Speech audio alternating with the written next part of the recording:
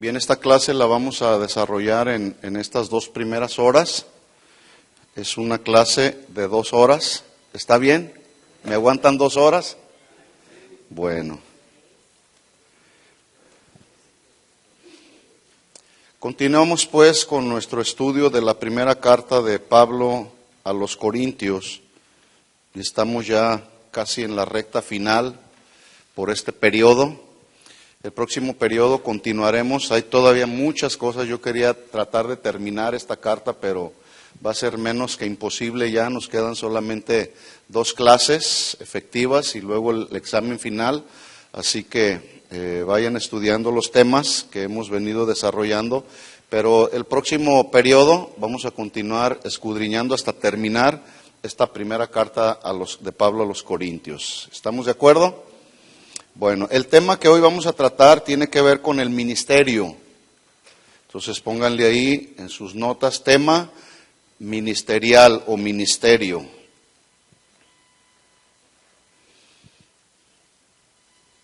El título que le vamos a dar a esta clase se llama Los derechos de un ministro. Los derechos de un ministro.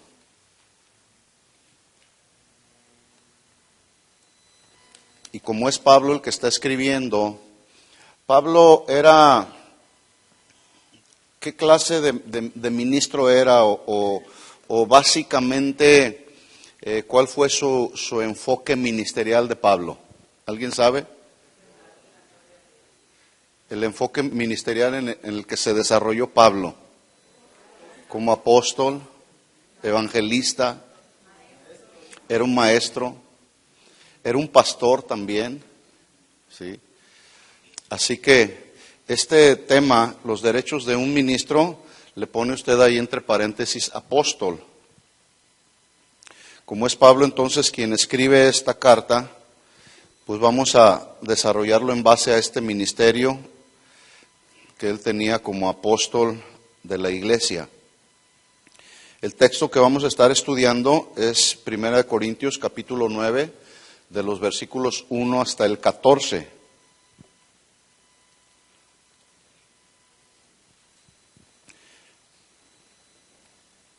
Y como tenemos más tiempo que vida, bueno, pues nos vamos a ir muy tranquilamente para que tratemos de entender este tema. Los derechos de un ministro.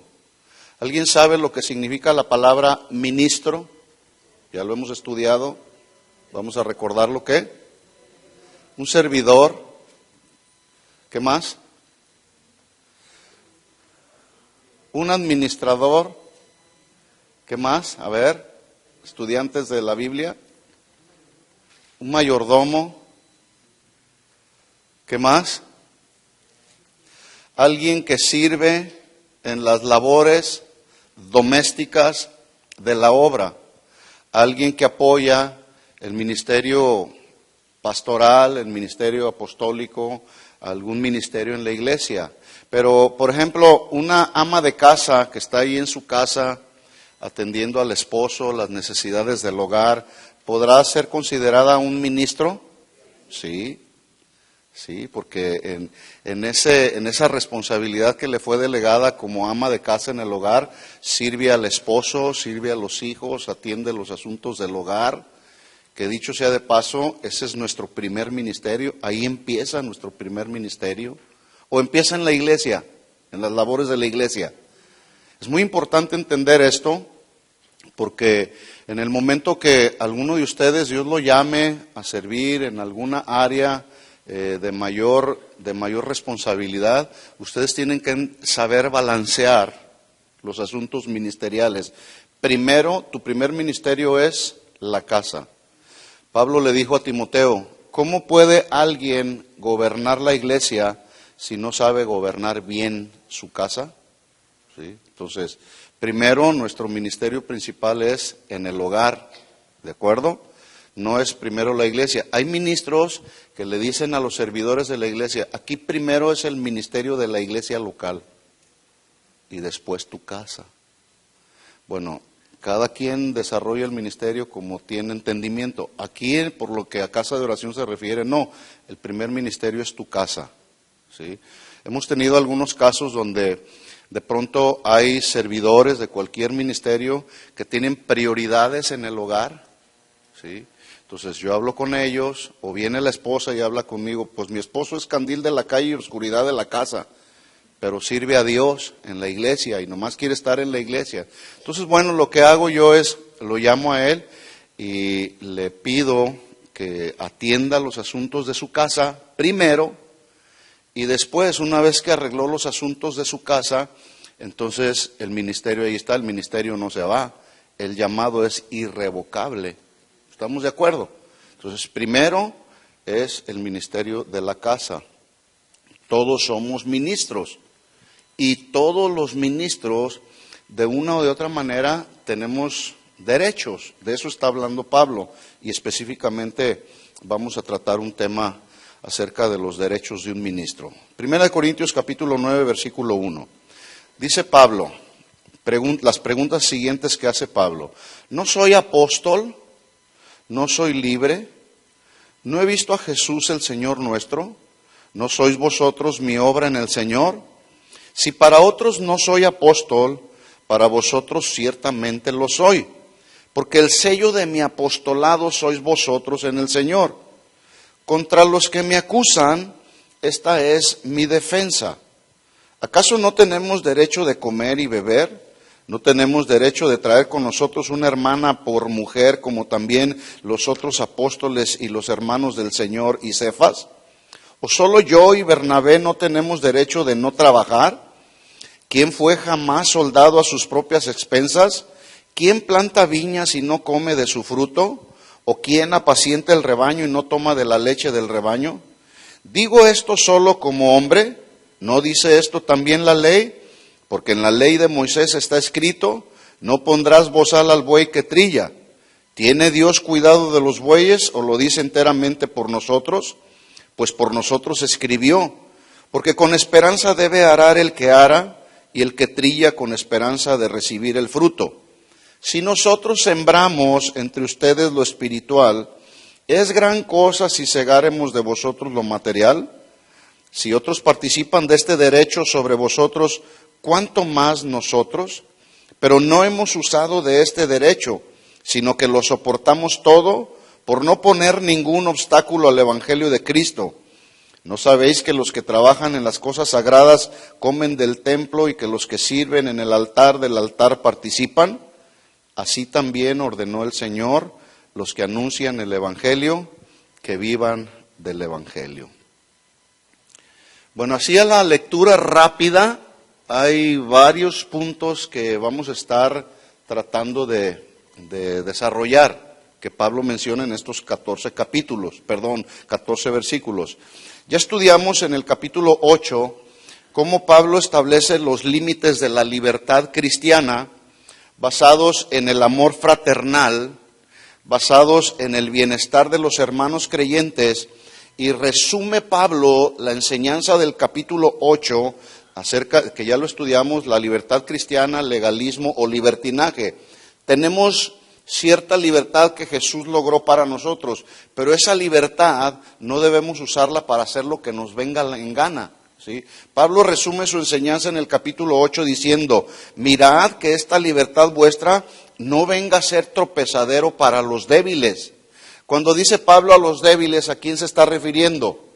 A los recién convertidos, ¿sí? Los que todavía no han alcanzado un buen nivel de madurez cristiana.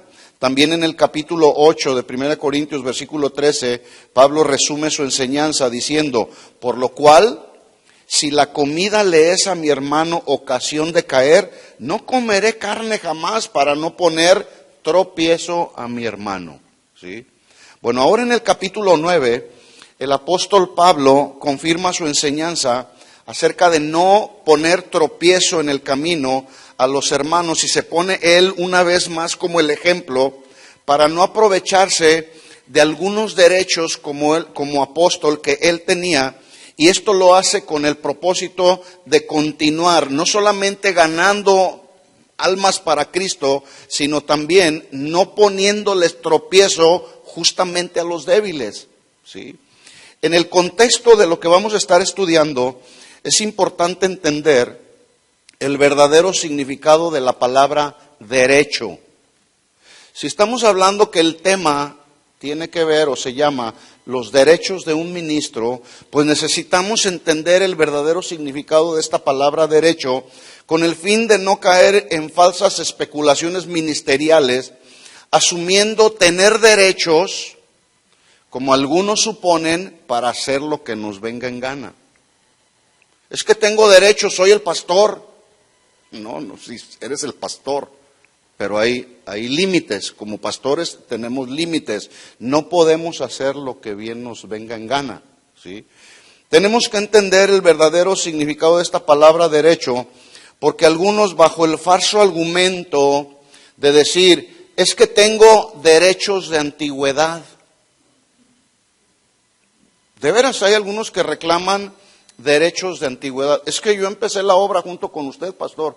Yo soy de los fundadores de la iglesia, así que tengo derechos. Bueno, Pablo va a tratar justamente de este asunto. Algunos otros reclaman derechos como ministros por el rango de posición que tienen en la responsabilidad que desarrollan en la obra de Dios. Tengo derechos porque soy el líder de alabanza, o porque soy el líder de evangelismo. Tengo derechos. Bueno, hay que ver hasta dónde se limitan tus derechos, ¿verdad? ¿Los ministros podemos hacer lo que nos venga en gana? No. Ya dijimos, un ministro es un servidor que sirve en todo tipo de servicio que tiene que ver en la obra. Bueno, la palabra derecho, en el contexto de lo que vamos a estar estudiando, se traduce primordialmente privilegio. Derecho se traduce primordialmente privilegio, también autoridad o capacidad delegada. Repito esto, derecho es la palabra del griego que se traduce primordialmente privilegio, autoridad o capacidad delegada. Escuchen esto.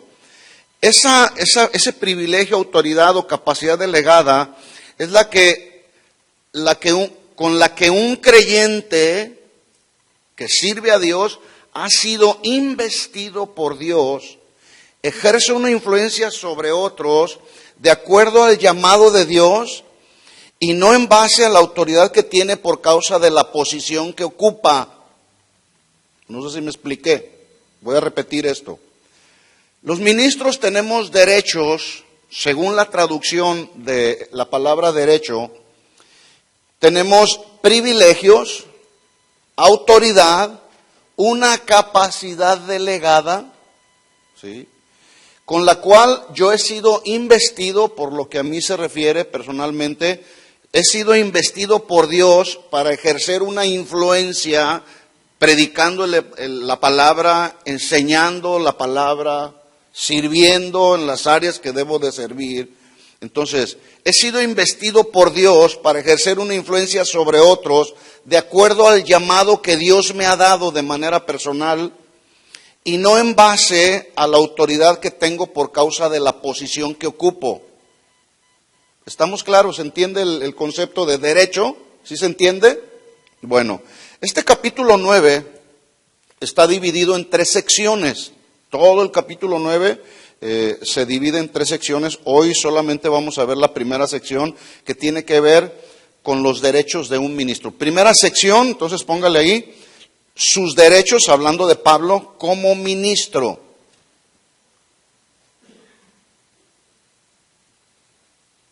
Dos, razón para no hacer uso de sus derechos.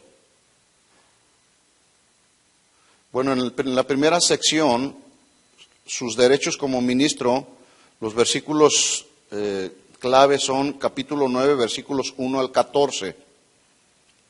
Las razones para no hacer uso de sus derechos, capítulo 9, versículos 15 al 18.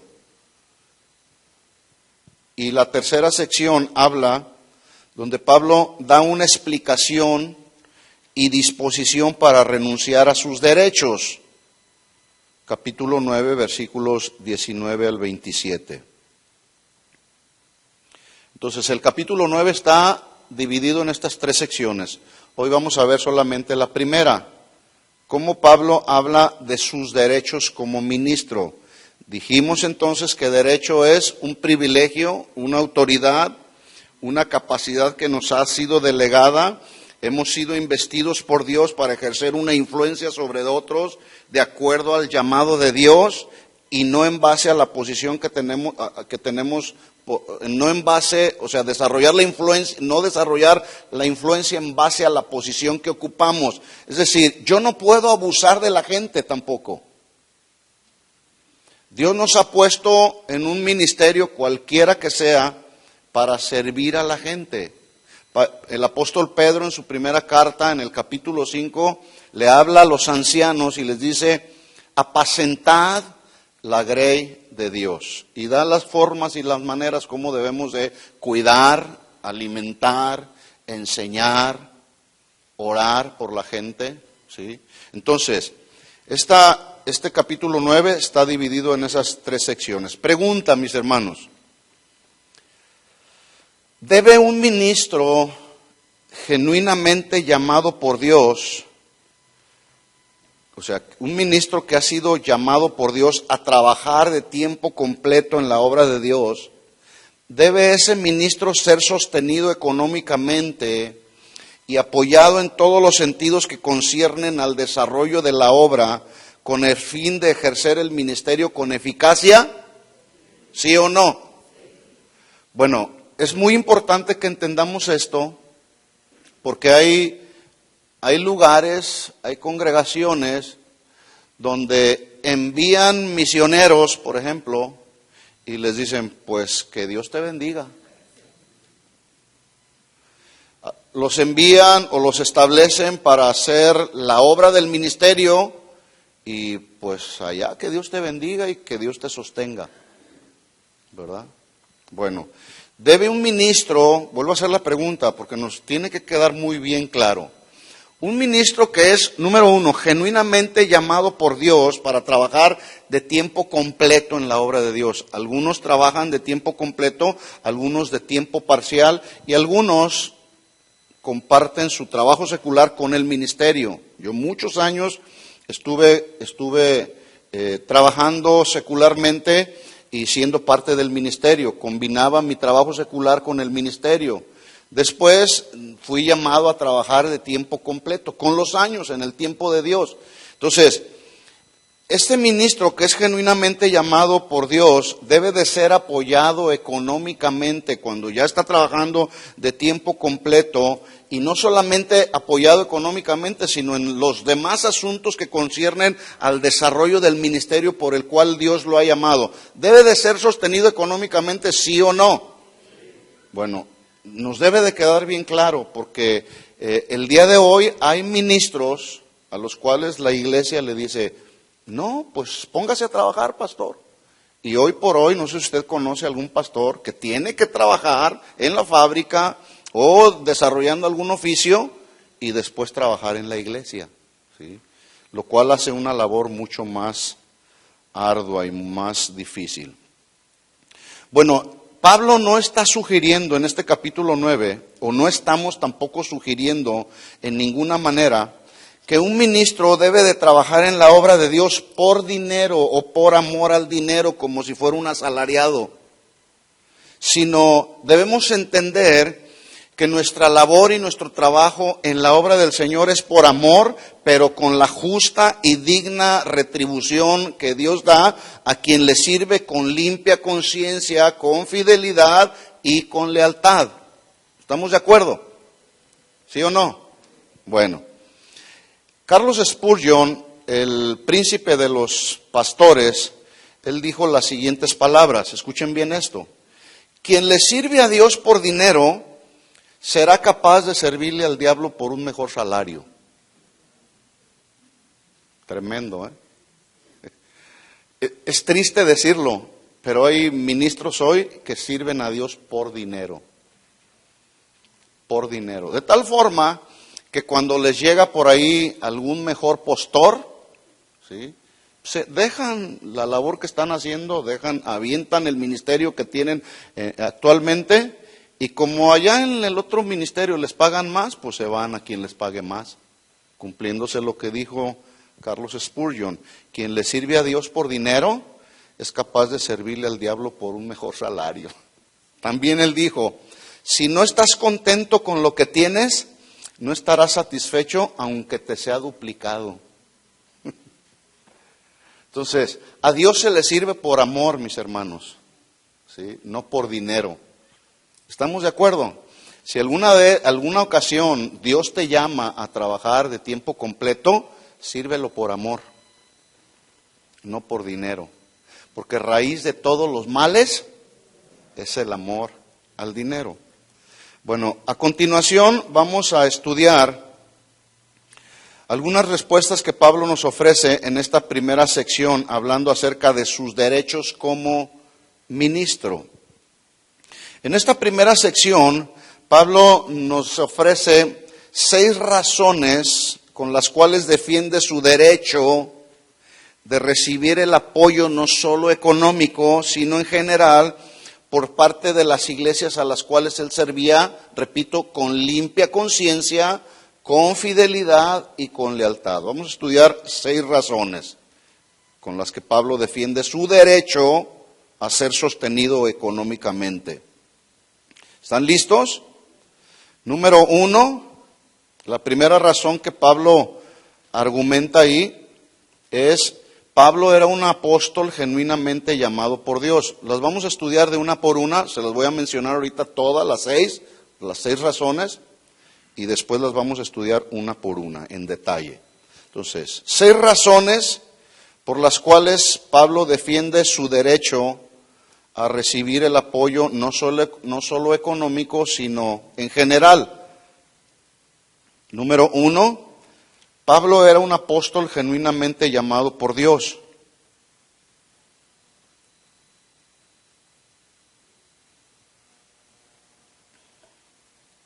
Número 2, era una costumbre legítima pagar a los obreros.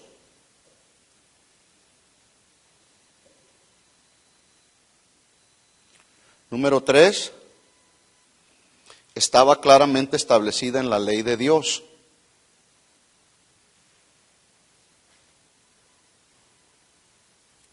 Número 4, otros sí ejercieron este derecho. ¿Cuál? ¿La 3? Va la 3. Estaba claramente establecida en la ley de Dios. Repito, número 1, Pablo era un apóstol genuinamente llamado por Dios. 2, era una costumbre legítima pagar a los obreros. 3, estaba claramente establecida en la ley de Dios. 4, otros sí ejercieron este derecho. 5, es un principio universal.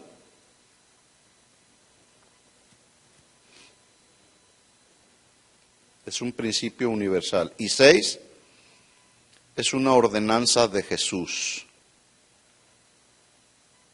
6 razones, pues, por las cuales Pablo defiende su derecho de recibir no solo apoyo económico, sino todo tipo de apoyo en general por parte de las iglesias a las que él servía con limpia conciencia. Vamos a estudiar la primera razón, que dice: Pablo era un apóstol genuinamente llamado por Dios. Ya la semana pasada estudiaron estos 2 versículos, vamos solamente a dar un repaso general. Miren cómo Pablo usa estas preguntas para defender su derecho a ser sostenido económicamente, pero también a la vez en todas otras necesidades que se presentan en el ministerio. En el desarrollo del ministerio no solamente es fundamental el sostenimiento económico, también se necesita el elemento humano. En otras palabras, se necesita el elemento económico, material, pero también se necesitan hombres y mujeres que ayuden en la obra del ministerio. ¿Estamos de acuerdo en eso? Bueno, a eso se refería Pablo. O sea, no solamente necesitamos tenemos el derecho de recibir el sustento para nuestras necesidades básicas, sino también necesitamos gente que nos apoye en el ministerio. Y Pablo los tenía a un Timoteo, por ejemplo, tenía a un Filemón también, tenía muchos que lo apoyaban en el ministerio. Entonces dice Pablo, vamos a estudiar esta primera razón que él pone ahí para reclamar su derecho de ser apoyado en el ministerio. Él dice, versículo 1, no soy apóstol, no soy libre, no he visto a Jesús el Señor nuestro, no sois vosotros mi obra en el Señor, si para otros no soy apóstol, para vosotros ciertamente lo soy, porque el sello de mi apostolado sois vosotros. Versículo 3, contra los que me acusan, esta es mi defensa. Acuérdese, Pablo está haciendo una defensa de sus derechos como apóstol. Y aquí el versículo 3 lo menciona. Dice, ¿acaso no tenemos derecho, subraya ahí la palabra derecho, de comer y beber? ¿No tenemos derecho de traer con nosotros una hermana por mujer, como también los otros apóstoles y los hermanos del Señor y Cefas? ¿O solo yo y Bernabé no tenemos derecho, privilegio, autoridad, capacidad delegada por Dios? ¿No tenemos derecho de no trabajar? En estos 6 versículos contiene 7 preguntas retóricas cuya respuesta obvia es sí. Por ejemplo, en el primer versículo, ¿no soy apóstol? Sí. ¿Era Pablo apóstol, sí o no? Sí. ¿No soy libre? ¿Cuántos son libres? Bueno, la respuesta es sí. ¿No he visto a Jesús el Señor nuestro? ¿Vio Pablo a Jesús, sí o no? Sí. ¿No sois vosotros mi obra en el Señor? La respuesta es sí. Esta serie de preguntas estaban básicamente dirigidas a aquellos de la iglesia en Corinto que estaban cuestionando la autoridad apostólica de Pablo. Ay, si ¿a poco Pablo es? No, yo soy mejor que él. Que me pongan a mí y van a ver cómo se hace la obra del ministerio. Una ocasión, un hombre,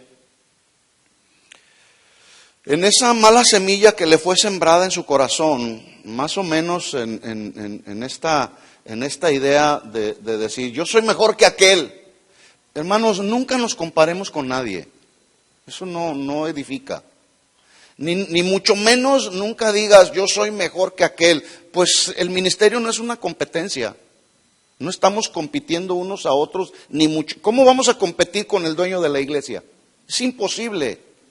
Bueno, un hombre en una ocasión dijo, si yo fuera el pastor de la iglesia, las cosas cambiarían en la congregación.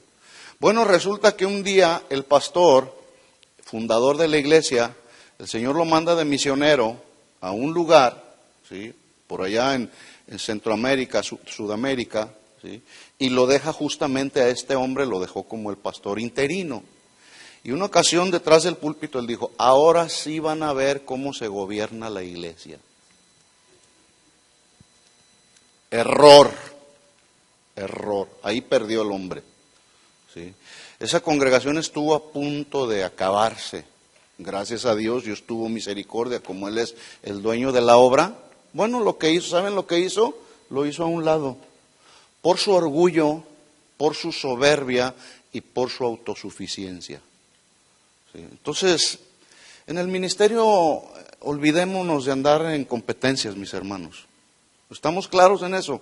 Bueno, estas preguntas estaban enfocadas a algunos que cuestionaron la autoridad apostólica de Pablo. El hecho de que cuestionaran su apostolado, Pablo lo consideró, como Pablo era un hombre muy centrado, muy misericordioso, era firme también, porque hablaba con autoridad, con firmeza, pero también era un hombre muy balanceado.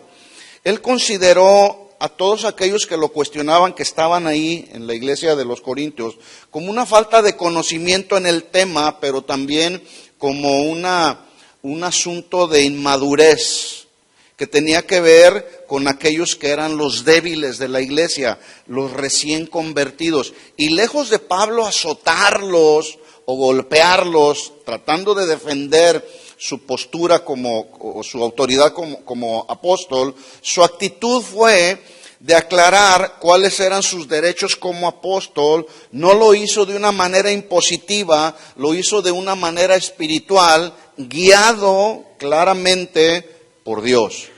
¿Sí? Eso es lo que debemos hacer los ministros. Yo puedo defender mis derechos, pero hay formas y maneras de defender los derechos. ¿Sí? Entonces es importante entender que Pablo fue inspirado por Dios. Y no solamente Pablo, todos los que escribieron la Biblia, todo lo que hay en la Biblia, dice que todos los santos hombres de Dios fueron inspirados, que esa palabra inspirado se traduce divinamente soplados por el aliento de Dios para escribir lo que está escrito en la Biblia, solamente lo que Dios dijo que escribieran. Entonces, cuando Pablo está haciendo su defensa de sus derechos, al momento en que él está escribiendo esta carta a los Corintios, él no estaba escribiendo de su propio corazón. Estaba escribiendo inspirado por Dios, escribiendo de parte de Dios, con el fin de que todos aquellos que leyeran la carta, no solamente ahí en Corinto, sino después de todas las generaciones hasta el día de hoy, todos los que leemos esta carta, nos demos cuenta que la palabra de Dios es y será siempre, escuchen esto, así con mayúsculas, incuestionable. ¿Estamos claros? La palabra de Dios no podemos cuestionarla, porque es la palabra de Dios, Él la dijo, Él es soberano. ¿Estamos claros en eso? Bueno, todo este capítulo 9 contiene la doctrina o enseñanza para que todo ministro de Dios en cualquier tiempo y en cualquier generación, incluyendo la actual, escuchen esto, mis hermanos, asumamos con cordura y con sabiduría nuestros derechos como ministros, pero sin hacer a un lado, escuchen, nuestras responsabilidades como ministros y siervos de Dios. ¿Se entendió el asunto? Repito esto.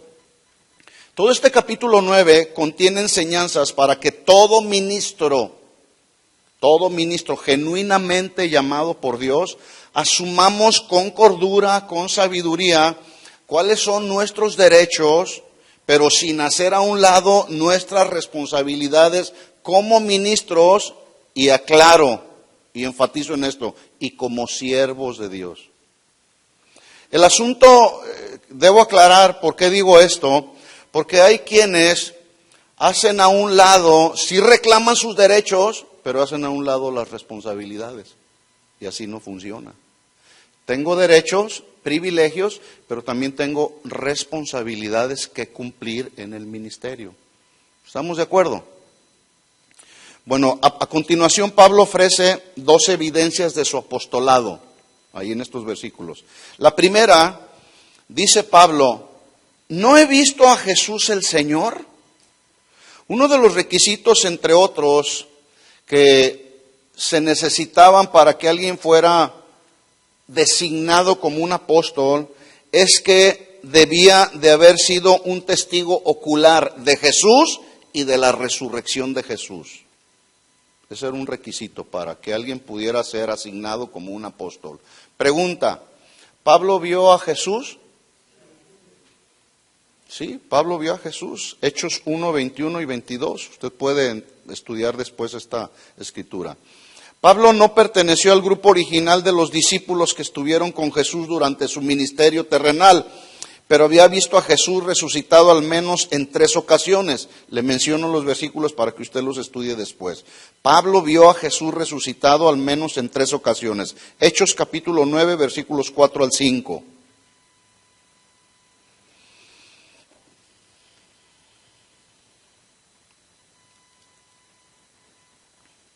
Dos evidencias de su apostolado. Número 1, primera, Pablo vio a nuestro Señor Jesucristo, vio a Jesús resucitado, Hechos 9, capítulo 9, versículos 4 y 5. Otra escritura, Hechos 18, versículos 9 al 10, y Hechos 22, versículos 17 al 18.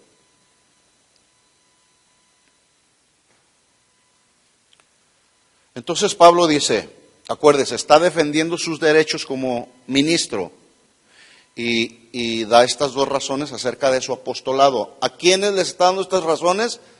aquellos que cuestionaban su autoridad apostólica, ¿verdad? La primera razón que les dice es, ¿que no soy apóstol? Bueno, aquí están las evidencias.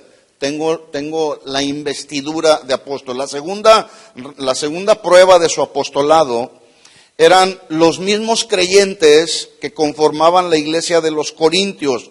Y él les pregunta, ¿no son ustedes mi obra en el Señor? ¿Qué significa esto? ¿Que Pablo dio su vida por los corintios para que ellos fueran salvos? No, pero sí Pablo fue el instrumento que Dios usó para predicarles el evangelio de buenas nuevas de salvación, y la gente que no conocía al Señor pudo venir al conocimiento del Señor por causa y a resultado de la predicación del evangelio. ¿Sí? Ya sabemos, Cristo murió en la cruz por todos los hombres. Esa es la obra perfecta de redención. Nosotros somos los instrumentos en las manos de Dios para que a través de la predicación del mensaje de buenas nuevas de salvación, otros vengan al camino del Señor. ¿Sí? Y Pablo les dice ahí, ¿no son ustedes, defendiendo su apostolado, su autoridad apostólica, les pregunta, ¿no son ustedes mi obra en el Señor? El versículo 2 dice, 1 Corintios 9:2, si para otros no soy apóstol, para vosotros ciertamente lo soy. ¿Por qué? Da una razón y lo pone de esta manera, diciendo, porque el sello de mi apostolado sois vosotros en el Señor. ¿Qué significa esto? En los tiempos antiguos se usaban los sellos en los contenedores de mercancía y en cartas y en algún otro tipo de objetos para indicar, número uno, la autenticidad de lo que iba dentro de un contenedor, de una carta o de algún objeto. Se estampaba un sello para que en ese sentido no fueran sustituidos o alteradas las cosas que iban dentro de una carta, de un contenedor o de una caja. Se les ponía un sello para que se verificara a través de ese sello la autenticidad de lo que iba dentro. Por ejemplo, si tú mandas algo, y no se te ocurra mandarlo, por cierto, por FedEx, porque ahí se roban las cosas. Bueno, eso es entre paréntesis. Mandas una cosa, se le estampa un sello, y ese sello en la antigüedad como hoy en la actualidad tiene que ver con el contenido que va dentro, la veracidad, la autenticidad de lo que va dentro. ¿Sí?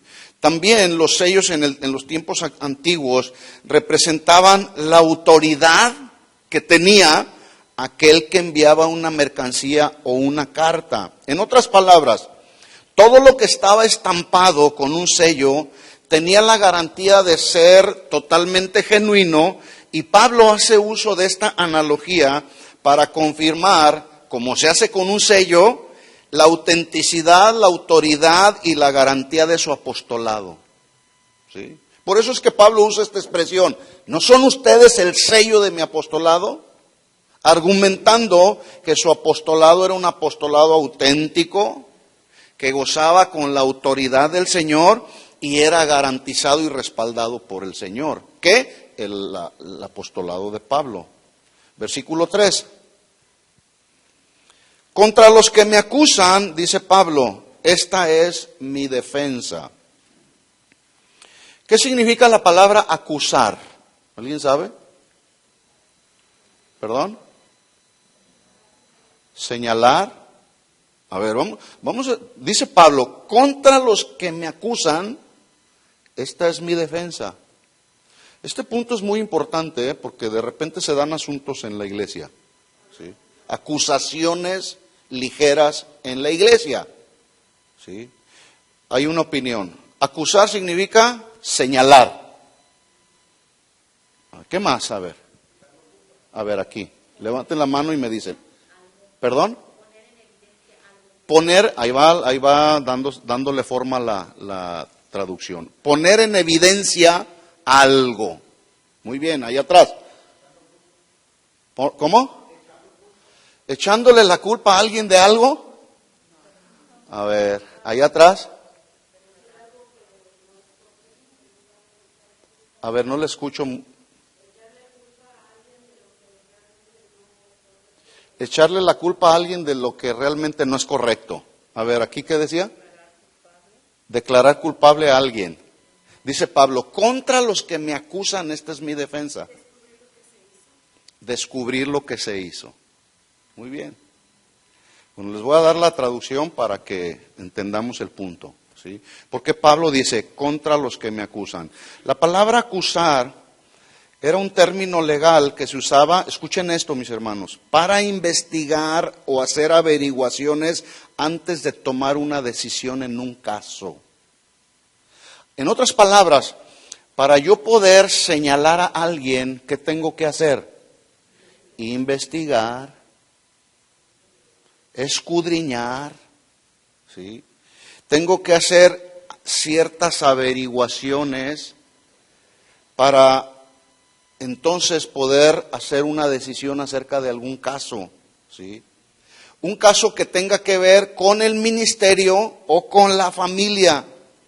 En otras palabras, debo de contar con todas las pruebas necesarias para hacer una decisión y no dejarme llevar solamente por comentarios, por opiniones, por suposiciones, las cuales vienen a convertirse en meras especulaciones. Es que me pareció haberlo visto, me pareció que era el pastor que estaba con otra. Y ahí vienen las acusaciones. Supe de un caso hace algunos años, de una hermanita de esas que no faltan luego en la iglesia, aquí no hay de esas, pero de esa hermanita que de una manera muy ligera apuntó y señaló al pastor acusativamente, diciendo que el pastor lo había visto ella con una mujer que no era su mujer. Y esa acusación sin pruebas, sin averiguaciones, sin ninguna investigación, corrió por toda la iglesia hasta que se hizo un chisme. ¿Y saben qué hicieron con el pastor? Lo corrieron de la iglesia se dividió, la iglesia se acabó. ¿Todo por qué? Por una suposición, un señalamiento acusatorio sin pruebas, sin investigación, sin nada de eso. De repente pasan los años y el Espíritu Santo le redarguye a esta mujer y va con el pastor y le dice, pastor, vengo a pedirle perdón porque me di cuenta que la mujer con la que usted iba aquella ocasión, pues sí, efectivamente era su esposa, pero a mí me pareció que era otra mujer. Me pareció, supuse que era otra mujer. Sí. Cuando tú tengas que señalar a alguien por algún pecado o alguna situación, escuchen esto, mis hermanos. Antes de señalar a alguien o de acusar a alguien, cerciórate de haber hecho todas las investigaciones o averiguaciones y tener los elementos en la mano para decir, él es un adúltero o es un fornicario. Porque esto ha generado muchos problemas y divisiones en la iglesia. Y esto se da mucho luego en los matrimonios también, ¿verdad? Yo manejo un principio, ese los paso al costo, ¿verdad? No te creas de todo lo que te digan. Cuando alguien venga y te diga algo, créele el 50% o de ahí para abajo. Porque regularmente el otro 50% es todo diferente. Entonces el principio que manejamos cuando alguien viene y me dice, ok, está bien, te voy a creer el 50% hasta en tanto no hable con la otra parte, ¿verdad? Porque luego viene la esposa y dice, es que mi marido es un esto y es un aquello, ok, vamos a hablar. Y el marido dice, no, pues es que la que es esto y aquello es ella. Entonces ya nosotros como consejeros, entonces hacemos una evaluación de los asuntos. A ver, ¿tienes pruebas? Empezamos a hacer averiguaciones, investigaciones, y entonces se hace una decisión, no antes. ¿Estamos claros en esto? Entonces a Pablo lo estaban acusando, pero lo estaban acusando sin evidencias, sin pruebas. ¿Sí? ¿Quiénes eran esos que estaban acusando a Pablo? Los débiles en la fe, los inmaduros. Pero también los maduros, ¿sí? Porque hay maduros que se comportan como inmaduros. En otras palabras, personas que tienen 10, 15, 20 años en la iglesia y se siguen comportando como niños. ¿Sí? Diciendo, es que a mí me pareció que era esto. ¿A ti te pareció? Es que yo pensé. Es que yo me supongo. No. Cuando dices algo, cerciórate que lo que estás hablando y lo que estás diciendo es verdadero, que ya tienes pruebas, ya tienes argumentos para decirlo. Si no, mejor, mira, calladitos. ¿Estamos de acuerdo? Entonces es importante hacer las averiguaciones respectivas. Dice Pablo, contra los que me acusan, esta es mi defensa. El primer derecho que Pablo defiende es el de ser ayudado económicamente por los creyentes a los cuales él ministraba, a los cuales él servía, y quiero hacer énfasis en esto. Pablo lo hacía con una limpia conciencia. ¿Se acuerdan que la semana pasada hablamos acerca de la conciencia? La conciencia es aquel elemento que ha sido puesto en nosotros, que es como una alarma que está ahí en nuestro ser interior y que se activa cuando sabemos que algo no es bueno, o que lo que estamos haciendo o pensando o discerniendo no es bueno. Inmediatamente se prende la alarma y aquí en nuestro ser interior empiezas a escuchar, eso que estás diciendo no es de veras, no es de veras, estás echando mentiras, ¿verdad?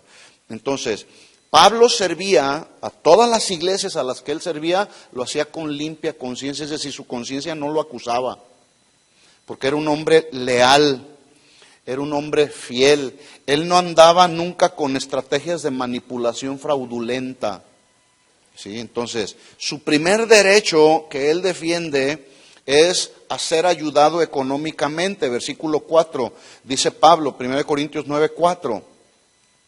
¿Acaso no tenemos derecho de comer y beber? En otras palabras, parafraseando este versículo, dice Pablo, como ministros de Dios no tenemos el derecho, el privilegio, la capacidad delegada por Dios de esperar que también, así como a otros se les provee para sus alimentos, no tenemos el derecho para que se nos provea también a nosotros la ayuda para comer y beber. ¿Cuántos de los que están aquí comen y beben? Algunos de más. ¿Sí? Bueno, las mismas necesidades que ustedes tienen son las mismas necesidades que uno tiene también. Las situaciones difíciles que ustedes enfrentan, también nosotros las enfrentamos. ¿Sí? No somos los supermanes del ministerio. También vamos al baño, como usted va al baño. Esa es la verdad. También tenemos hijos y de repente nuestros hijos se ponen rebeldes como sus hijos. Yo acabo de estar en una congregación de una de las casas de oración donde el pastor estaba muy afligido y me decía, hermano, ¿qué hago? La congregación le está imponiendo cargas a mi hijo, que él tiene que ser el hijo perfecto de la iglesia. Hijo, ¿que tus hijos son perfectos? Pregunto. No. ¿Por qué entonces a veces la iglesia se comporta de esa manera?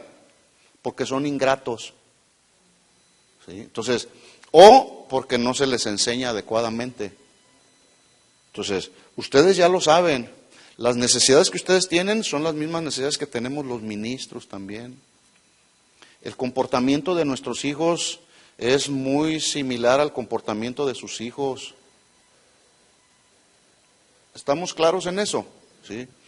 Entonces, dice Pablo, que así como los otros no tengo yo derecho también de esperar que me provean al menos para mi bebida o mi comida. Más adelante Pablo le aconsejó al joven pastor Timoteo, en 1 Timoteo 5:17, mire lo que Pablo le aconsejó a ellos. Pongo una marca ahí en 1 Corintios 9:4 y vamos a 1 Timoteo 5:17.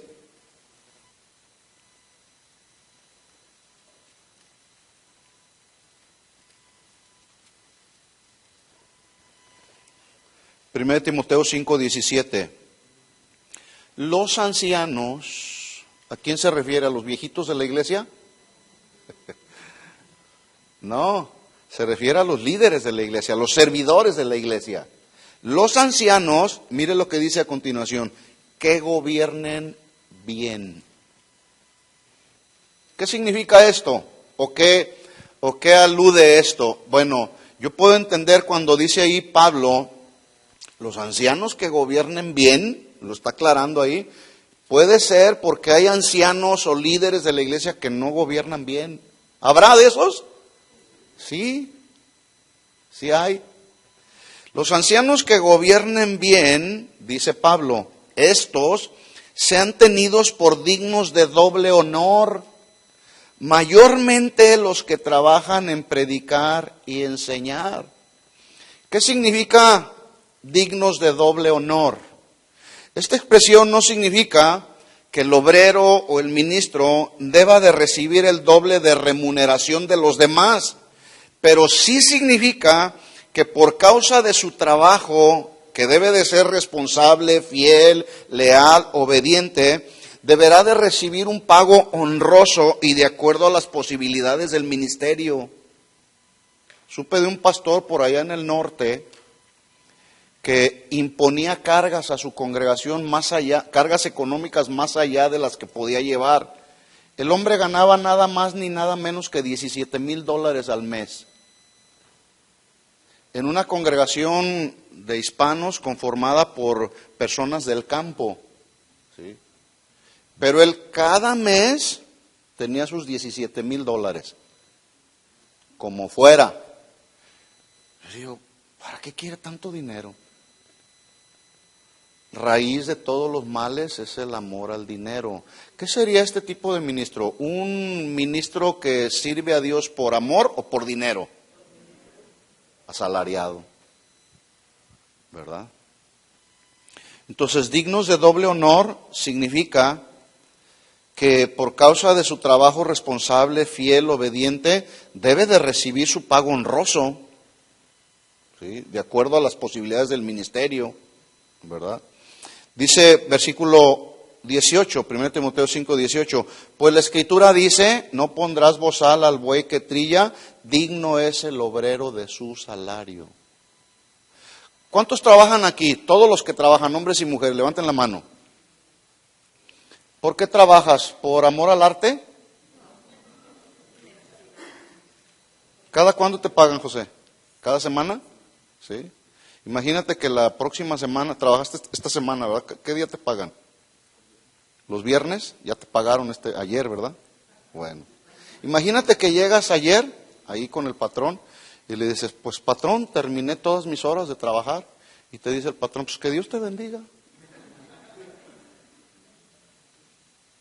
¿Para qué usas ese dinero? Bueno, el dinero lo usamos para suplir nuestras necesidades básicas, comer, vestir, tener un lugar donde vivir, un vehículo para transportarnos, ¿verdad? Entonces, también, así como ustedes trabajan, también nosotros trabajamos, no por amor al dinero, ¿sí? Pero sí también yo necesito para comer, para sostener a mi chaparrita que está aquí.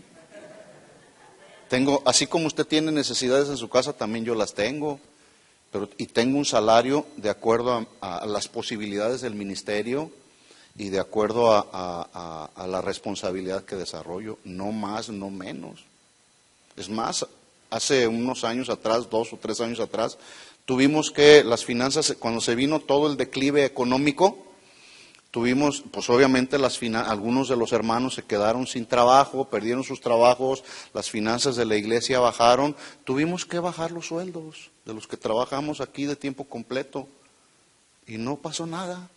Lo único que hicimos fue apretarnos un poquito el cinturón y ya, y estar contentos con lo que tenemos, ¿verdad? Yo no dije, no, yo tengo derecho, yo soy el pastor, a mí me pagas mis $17,000 al mes, o mejor ahí se quedan con su ministerio, y yo me voy a otro, asalariado,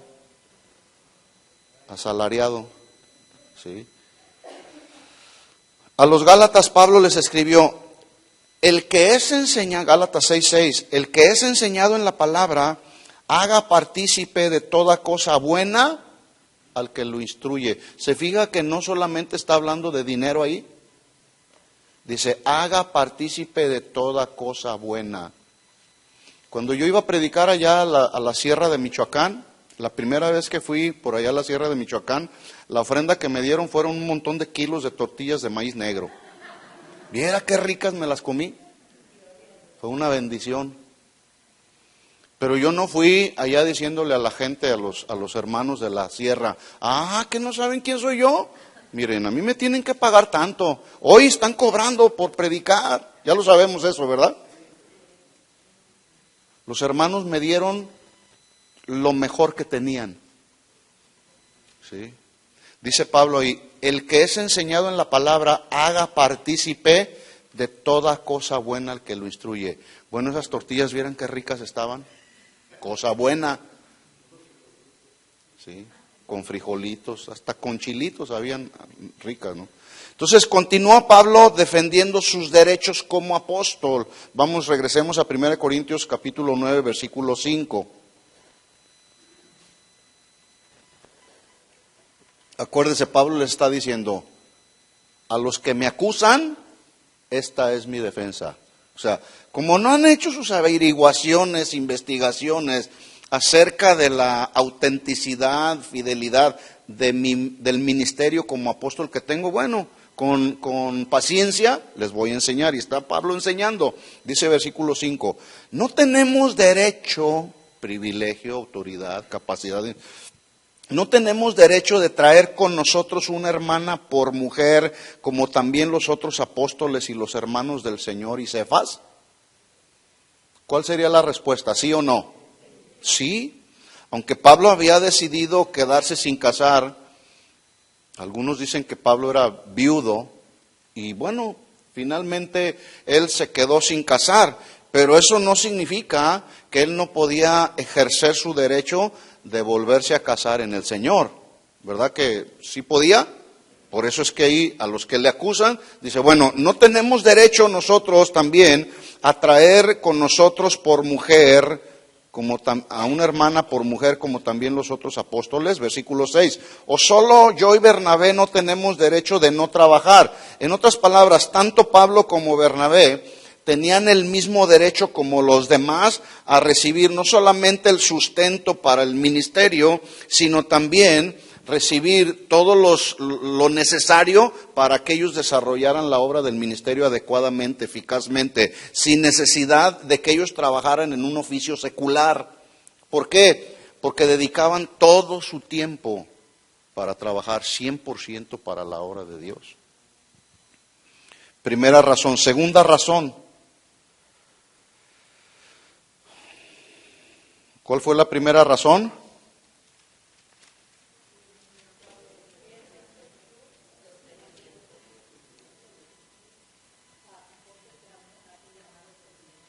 Pablo era un genuino apóstol llamado por Dios. ¿Sí? Segunda razón, acuérdese, Pablo está defendiendo su ministerio como apóstol.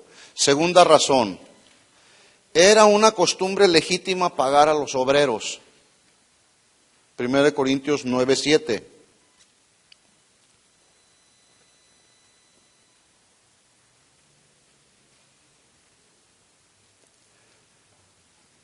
Dice 1 Corintios 9, 7. ¿Quién fue jamás soldado a sus propias expensas? ¿Quién planta viñas y no come de su fruto?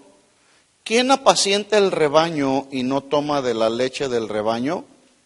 Miren cómo en este versículo Pablo ofrece 3 diferentes oficios para confirmar la legitimidad de un pago justo al obrero que trabaja con fidelidad y responsabilidad. Por eso le aconsejó a Timoteo, los que gobiernan bien, ¿sí?, sean tomados como dignos de doble honor.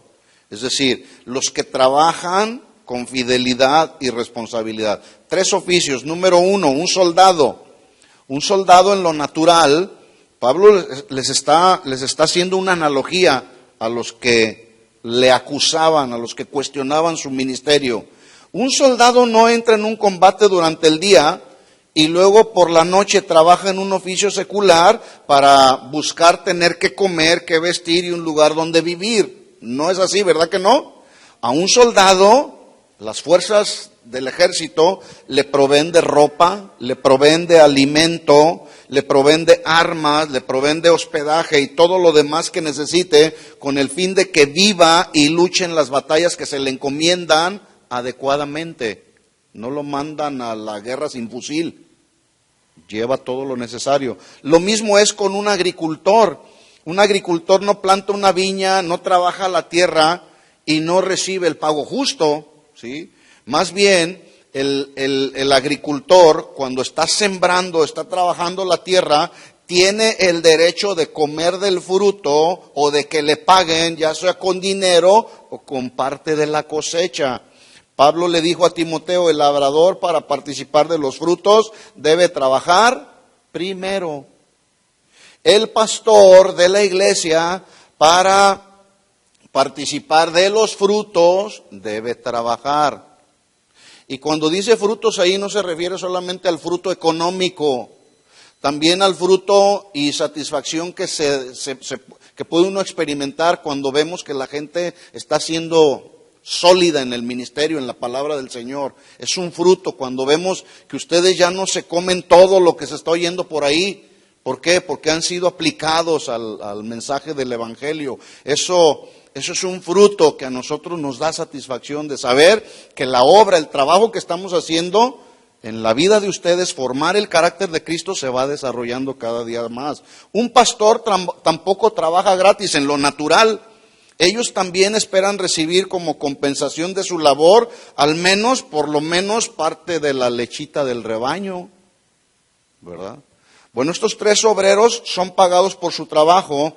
Es lo acostumbrado, dice Pablo, eso es lo justo, es lo correcto, es lo que se espera. Por lo tanto, si esto se hace con todo trabajador en los diferentes oficios de la vida, por ejemplo, tú trabajas en la construcción, ¿verdad, José? ¿Tú en qué trabajas, Albert? ¿Forklift? Ok. ¿Quién más trabaja aquí? ¿Usted, mi hermano?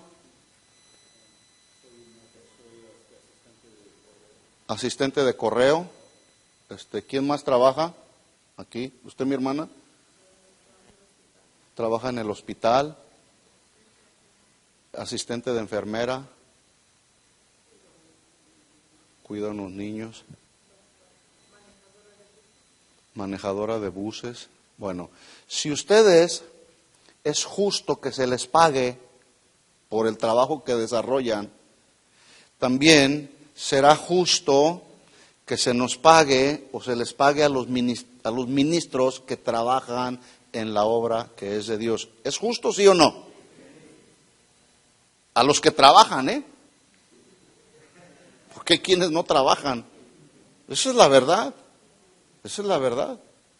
De repente, una ocasión, un pastor me dice, es que el rebaño no da leche. Hablando de una manera figurada. El rebaño no da leche. Y entonces una vez vino conmigo uno de los servidores. Le digo, oye, me dijo el pastor, tu pastor me dijo que pues el rebaño no da leche. Dice, pues sí, es que se la vive azotándonos. Este hombre le dijo al pastor, mira, si tú sigues azotando a la gente, te va a pasar lo que me pasaba a mí cuando ordeñaba las vacas. Mira, si yo le hablaba bonito a la vaca, mi pintita, mi gordita, mi vaquita hermosa, mira, la ubre de la vaca me daba leche, pero suficiente para suplir mis necesidades. Pero si yo la azotaba, ¡órale vaca! La ubre de la vaca se comprime. ¿Y sabes cuánta leche da? Nada. Y con esa analogía, este servidor de la iglesia fue con su pastor y le dijo, sigue azotando a la iglesia, a ver si te dan leche. ¿Verdad? Bueno, los que trabajan bien, ¿verdad?, sean tenidos como dignos de doble honor, ¿sí? Entonces, los que son elegidos y llamados y establecidos para trabajar de tiempo completo, es justo que también recibamos una paga. ¿De acuerdo? Vamos a tomar un receso aquí y seguimos en la siguiente hora.